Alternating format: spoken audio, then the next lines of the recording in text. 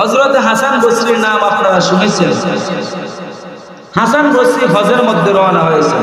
হজের মধ্যে ওনার সবসঙ্গী যারা রাস্তা অতিক্রম করতে করতে করতে করতে এক সময় এসে বলে, হুজুর আমাদের খুব পানির পিপাসা লেগেছে, আপনি আমাদের জন্য একটু পানির ব্যবস্থা করেন।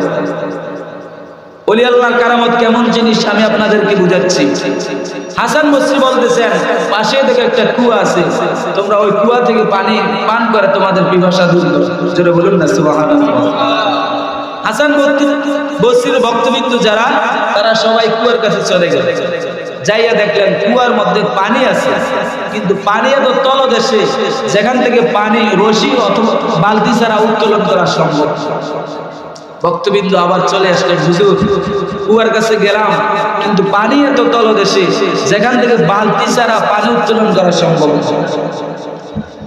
আমার বাবারা, বন্ধুরা, এবার হাসান বসরি নাম দিয়ে বলেন, আমার ভক্তবিন্দুরা তোমরা শুনে নাও, আমি হাসান বসরি যখন 4 রাকাতাইন 2 রাকাত নামাজ পড়তে দাঁড়িয়ে যাব, আমি যখন নামাজের মাধ্যমে কোরআনুল কারীম তেলাওয়াতের মাধ্যমে আল্লাহ পাকের সঙ্গে কথা বলবো, মেরাজ করব, দিদার করব, হে আমার ভক্তবৃন্দরা তোমরা ওই সময় কুয়ার কিনারার মধ্যে চলে যাইবা।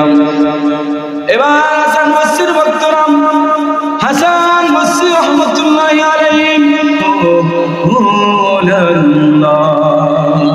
তুমি মোদের আশার আলো, তাই তো তোমায় বাসি ভালো, তুমি মোদের আশার আলো, তাই তো তোমায় বাসি ভালো, হৃদয় নামে ফুলদানিতে, হৃদয় নামে ফুলদানিতে গেঁথে রেখেছি প্রেমের মালা, ইয়া রাসূলুল্লাহ ইয়া হাবিবাল্লাহ, ইয়া রাসূলুল্লাহ